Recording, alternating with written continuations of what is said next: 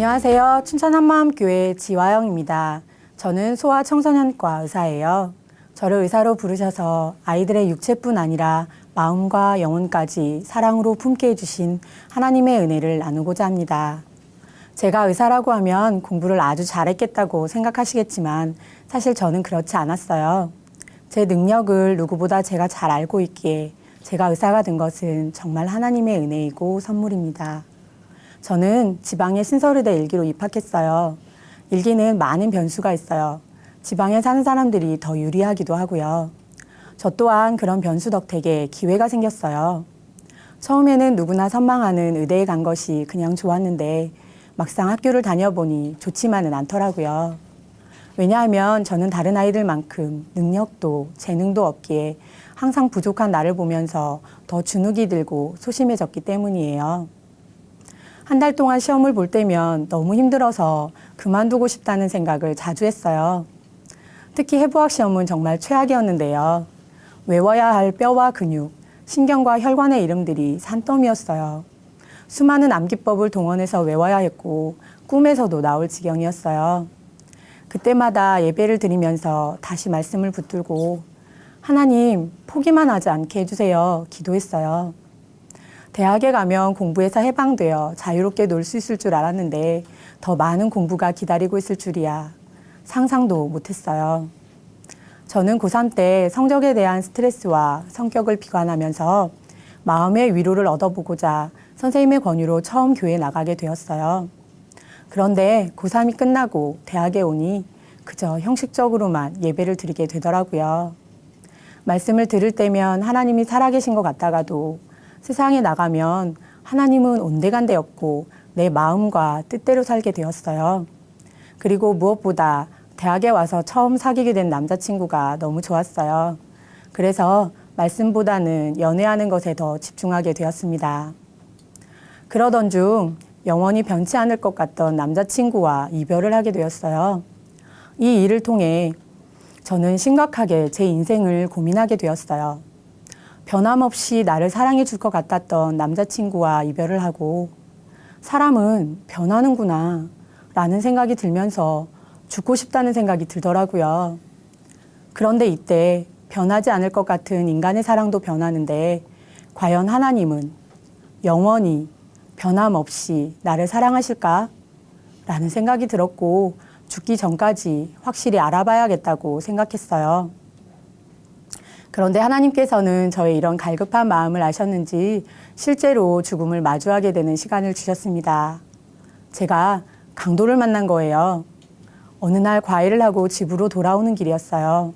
한 남자가 저에게 길을 물어보더니 갑자기 제 목에 칼을 들이대면서 강도로 돌변해서 으슥한 곳으로 끌고 가는 거예요. 저는 너무 무서워서 소리도 치지 못하고 있는 거 다 줄 테니 제발 목숨만 살려달라고 빌었어요. 마음속으로만 하나님께 살려달라고 울면서 기도하는데 제 울음소리가 점점 커지자 그 남자는 다행히도 그냥 도망갔습니다. 그 일이 있은 후 저는 한 달 동안 저녁에 혼자 밖을 나갈 수 없었고 죽음은 예기치 않고 찾아올 수 있다는 것을 실제로 깨닫게 되었어요. 죽음 앞에서 내가 잘못한 것도 없는데 있는 거 다 줄 테니 살려만 달라고 하는 저 자신의 모습이 제게 충격이었어요. 그리고 사람에게 생명이 그 어떤 것보다 귀하다는 것을 경험하면서 저의 기도를 듣고 살려주신 하나님께 정말 감사드렸어요. 이 일은 다시는 생각하고 싶지 않은 괴로운 일이었지만 저는 이 사건을 통해 말씀을 진지하게 고민하게 되었습니다. 제가 시체 해부를 하면서 시체와 내가 무엇이 다른가 생각해 본 적이 있거든요. 겉모습은 다 똑같은데 이 사람을 움직이게 하고 생각하게 하는 그 무언가가 사라졌구나. 빠져나갔구나. 그것이 영이고 그렇다면 사람이 죽으면 영은 어디로 갈까? 궁금했었거든요. 우리 교회 목사님께서는 항상 예수님이 진짜 부활하셨으면 이분이 하나님이심을 믿을 수 있다고 하셨어요. 요한복음 6장에 예수님께서 내가 죽었다가 살아나서 승천하는 것을 보여주면 믿겠느냐 말씀하셨는데 이 말씀이 계속 고민이 되는 거예요. 하나님은 안 보이는데 어떻게 믿을 수 있지? 가보지 않고 천국, 지옥이 있는 것을 어떻게 확실히 알 수 있을까? 아무리 성경 말씀을 보아도 안 믿어지더라고요. 제자들처럼 내가 2000년 전 부활하신 예수님을 직접 내 눈으로 보고 내 손으로 만져보며 믿을 수 있을 것 같았어요. 제자들도 부활하신 예수님을 보고 나서야 예수님이 하나님이신 것을 믿고 순교까지 했다는 거예요. 제가 강도를 만나 죽음 앞에 서봤을 때 사람에게 생명이 가장 중요하다는 것을 알았잖아요. 사람이 자신의 생명을 걸고 죽을 것을 뻔히 알면서도 전한다는 것은 진짜 사실이기 때문이라는 것을 제가 누구보다 잘 알거든요. 그런데 예수님의 죽음 앞에서 도망갔던 제자들이 죽임 당하면서까지 예수님의 부활을 증거했다는 것은 이들이 진짜 예수님의 부활을 봤다는 거구나. 부활이라는 역사적인 사실 앞에서 저의 모든 고민이 풀어졌습니다. 예수님이 하나님이시구나. 하나님은 진짜 살아계시는구나. 천국, 지옥이 진짜 있구나. 예수님의 부활이 믿어지니 이 모든 것이 한순간에 믿어졌어요. 그런데 로마서 14장에 예수님께서 나의 주인 되시기 위해 죽고 부활하셨다고 말씀하셨어요. 세상에서 내가 주인 되어 사는 것이 당연하다고 생각했는데 예수님이 원래 나의 주인이시라는 거예요. 부활이라는 확실한 증거를 보여주셨는데도 예수님을 믿지 않고 내가 주인 되어 사는 것이 진짜 죄였어요. 예수님이 나의 주인 되시는 것은 내 것을 빼앗는 것이 아니라 나의 주인이 되어주셔서 모든 것을 맡기라고 하시는 거였어요. 나를 구원해 주시는 메시아 정도가 아니라 하나님 자녀의 권세를 마음껏 누리라고 하셨어요. 저는 즉시로 내가 주인된 죄를 회개하고 예수님을 나의 주인으로 영접했습니다. 제가 예수님을 믿지 않고 의사를 했다면 교만해서 나밖에 모르고 살았을 거예요. 그런데 내가 주인된 죄를 회개하고 예수님을 나의 주인으로 믿게 되니 저의 모든 것이 주님의 것이 되었고 저는 주님의 모든 것을 누리며 살게 되었습니다. 예수님을 주인으로 믿은 뒤 제 삶도 변화되었어요. 제 돈, 인생, 생명이 모두 주의 것이니까 걱정도 염려도 안 하게 되더라고요. 또한 의사로서의 사명감과 비전을 품고 좋은 의사가 되기 위해 밟아야 하는 모든 과정과 순간들을 기쁘게 감당할 수 있게 되었습니다. 의사에게 있어 가장 힘든 때가 인턴 때와 전공이 1년차 시기예요. 의사들 사이에 힘들고 안 되는 일이 있으면 인턴에게 시킨다 라는 말이 있어요. 그만큼 인턴은 시키면 수단 방법을 가리지 않고 해야 되기 때문이죠. 그래서 이 시기가 육체적으로, 정신적으로 가장 힘들어요. 병원 일을 가장 많이 해야 되기 때문에 잠잘 시간, 씻을 시간, 먹을 시간도 없어서 초췌하고 깨지제한 모습이에요.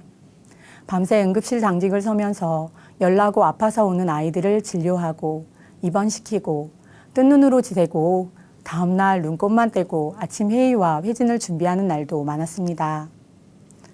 아는 것이 많지 않아 매일 혼나고 무시당하는 일도 많았어요. 학생 때 배우는 지식과 병원 생활에 실전하고는 많이 다르거든요. 일이 익숙치 않아 실수를 하기도 하는데 환자의 생명을 다루고 있기 때문에 항상 긴장하고 있어야 해요. 넌 도대체 아는 게 뭐니?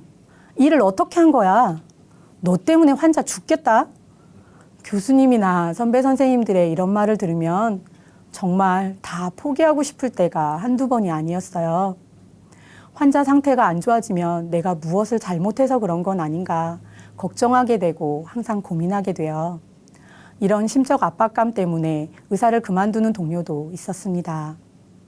저는 긴장 상태를 견디지 못해 쓰러지는 경우도 있었는데요. 특히 수술실에 들어가는 것이 가장 힘들었어요. 한 번은 시습 때 수술실에서 처음으로 교수님을 도와 보조를 하는 날이었어요. 수술실에 환자를 눕혀놓고 마취가 되기를 기다리고 있는 상황이었는데 제가 너무 긴장한 나머지 수술 시작도 전에 쓰러진 거예요. 그래서 환자도 아닌 의사인 제가 회복실 침대에 산소 마스크를 하고 누워있기도 했어요. 또 전공의 시절 논문 발표를 하는데 너무 긴장해서 중간에 말이 꼬여 버벅대다가 눈앞이 캄캄해지고 다리가 풀렸어요. 이게 실신 전조 증상이거든요. 보다 못한 교수님이 쟤 데려다 눕혀라 이러신 적도 있습니다. 대학 시절부터 주일학교 교사를 하면서 하나님께서는 제게 아이들에 대한 소망을 주셔서 전공도 소아청소년과로 정했어요. 거기서 수많은 아이들의 출생과 죽음을 보게 되었습니다. 아이가 건강하게 태어난다는 것을 당연하다고 생각할지 모르지만 절대로 그렇지 않아요. 미숙아로 태어나거나 선천적 기형을 가지고 태어나는 아이들도 있거든요. 신생아실에서 한 번은 아기가 입이 찢어진 모습으로 태어나서 이 아이를 본 아버지가 털썩 주저앉는 것도 보았어요. 손가락이 6개로 태어나는 아이, 복부의 피부가 닿지 않고 열려서 장이 밖으로 튀어나오는 아이, 이런 아이들을 보는 부모님의 절규하는 모습들이 아직도 생생해요. 이런 출생을 보니 아이가 건강하게 태어나서 건강한 어른으로 자란다는 것이 얼마나 귀한 것인지 알게 되었어요. 병으로 고통받는 많은 아이들을 보면서 건강하게 사는 것 하나만으로 하나님께 감사한 일이라는 생각을 수백 번, 수천 번 하였습니다. 어린 아이들 중에도 암 환자가 많은데요. 소아암 중에 가장 흔한 것이 백혈병이에요. 소아 백혈병 치료는 정말 힘들어요. 백혈병은 혈액검사와 골수검사를 통해 확진하게 되는데 골수검사는 어른도 받기 힘든 검사예요. 수면 마취를 한 상태에서 아이를 이불로 꽁꽁 싸서 못 움직이게 하고 골반뼈에 송곳 같은 쇠로 구멍을 뚫어 뼛속에 있는 골수에서 피와 뼈 조각을 떼어내어 검사를 하는 거예요. 마취를 했다고는 하지만 환자는 통증이 심해 몸을 비틀며 고통스러워해요. 그러면 간호사와 의사가 달라붙어 검사가 끝날 때까지 이 아이를 옴짝달싹 못하게 해야 해요. 만 2살밖에 안 되는 한 남자아이가 있었는데요. 검사며 치료를 받을 때마다 그렇게 할머니 이름을 부르며 고통스럽게 울부짖는 거예요. 이렇게 힘들게 치료를 하고 골수이식까지 받고 치유되는 아이들도 있지만 죽는 아이들도 있습니다. 그때 나를 위해 매 맞고 책짓질 당하고 십자가에 못 박히신 예수님이 생각났어요. 예수님의 십자가 고통이 제 마음에 부딪혀서 예수님의 사랑에 마음이 뜨거워졌어요. 나를 구원해 주시기 위해 이 모든 고난과 고통을 참으셨구나. 우리 아이들이 받는 고통도 나는 견디기 힘들 것 같은데 예수님이 당한 고통은 비교가 되지 않았어요. 히브리서 12장에 그 앞에 있는 즐거움을 위하여 십자가를 참으사 부끄러움을 개의치 아니하셨다는 말씀이 떠올랐어요. 예수님께서 십자가 고통을 참으신 이유가 바로 나를 살리는 기쁨 때문이었구나. 자신의 전부를 주신 예수님의 사랑에 정말 감격이 되었어요. 주님의 사랑이 부어지니 나를 위한 기도가 아닌 아이들을 위한 기도가 되었어요. 소아병동 1호실은 장애아이를 위한 특별 병실이었는데요. 천사들의 집이라는 시설에서 오는 아픈 아이들인데 이 아이들은 모두 선천적 장애를 가지고 태어난 아이들이었어요.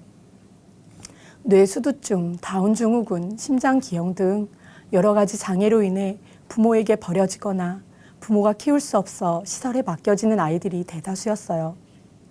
혼자 일어날 수도 없고 손과 발을 마음대로 사용할 수도 없고 혼자 밥을 먹을 수도 없는 평생을 누워서 살아야 하는 중증 장애 아이들이었어요.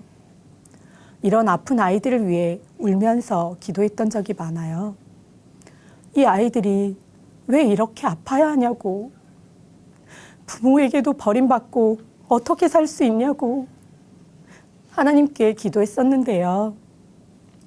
그때 하나님께서는 대학 시절 주일학교 교사를 하면서 예배 때 제게 주셨던 기도 응답을 생각나게 해주셨어요. 교통사고로 부모님을 잃고 장애를 얻어 누구도 이 아이를 책임져주지 못해 결국 시설에 들어갔던 아이가 있었어요.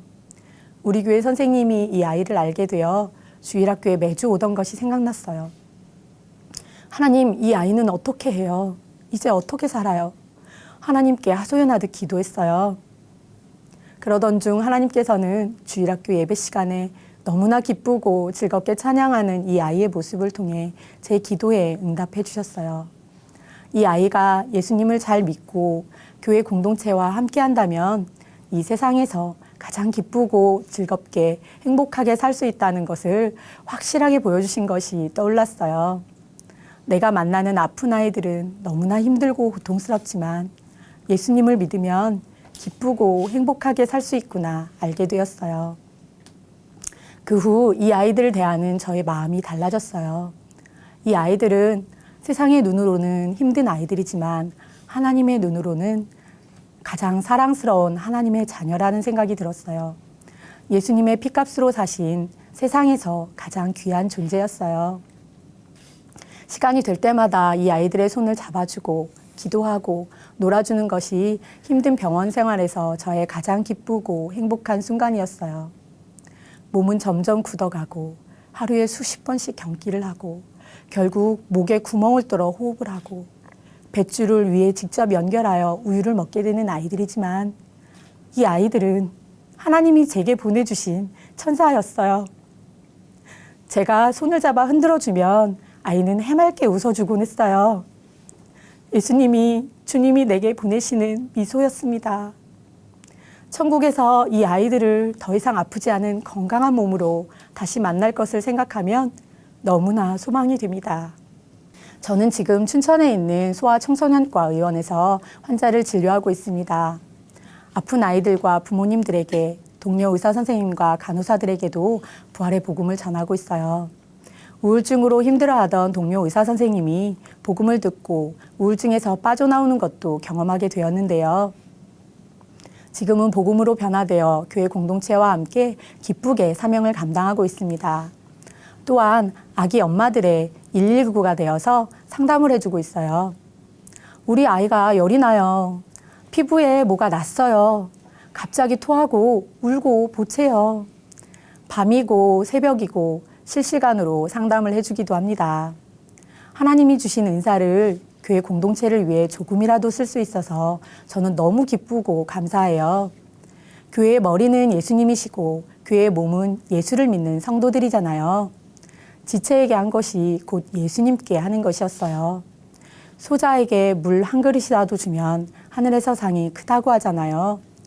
저는 이 말씀을 늘 제 마음에 새기고 있습니다. 저는 교회 공동체와 함께하는 일이 가장 기쁘고 행복합니다. 예수님을 믿으면 100배 축복을 주신다고 하셨는데 저는 교회 공동체를 통해 이 기쁨을 매일 누리고 있습니다. 아이들의 육체의 건강을 책임지는 소아청소년과 의사로서 영의 건강을 책임지는 교회 중고등부 교사로 섬기고 있는데요. 가장 감사한 것은 하나님께서 저에게 이 나라, 이 시대에 아이들을 살리는 큰 비전과 사명을 주셨다는 거예요. 제가 방글라데시로 의료봉사를 다녀온 적이 있었어요. 선천적인 기형과 더러운 환경으로 인해 수많은 병으로 고통받고 있는 그 나라 아이들을 보면서 아이들이 곧 나라의 미래라는 것을 절감하게 되었어요. 우리 목사님께서는 우리나라 예수를 믿는 청년이 3%밖에 안 된다고, 아이들이 살아야 이 나라가 살 수 있다고 매일 절규하듯 말씀하시는데요. 저도 중고등부 교사를 하면서 이 시대의 무너진 가정과 아이들을 위해 간절히 기도하게 됩니다. 나 죽고 이 아이 살릴 수 있다면. 지난 여름 중고등부 수련회 때 하나님께서 제게 주신 가슴 벅찬 마음이었는데요. 내가 죽더라도 한 영혼을 살릴 수 있다면 죽을 때까지 이 마음으로 우리나라 미래인 아이들에게 복음을 전하고 주님 주신 사랑으로 끝까지 섬기며 기도하겠다는 결단을 하게 되었습니다. 능력도 재능도 체력도 부족한 저를 의사로 불러주셔서 아이들을 주님의 사랑으로 품게 하시고 교회 공동체와 함께 사명을 감당하게 해주신 하나님께 모든 감사와 영광을 돌립니다. 감사합니다.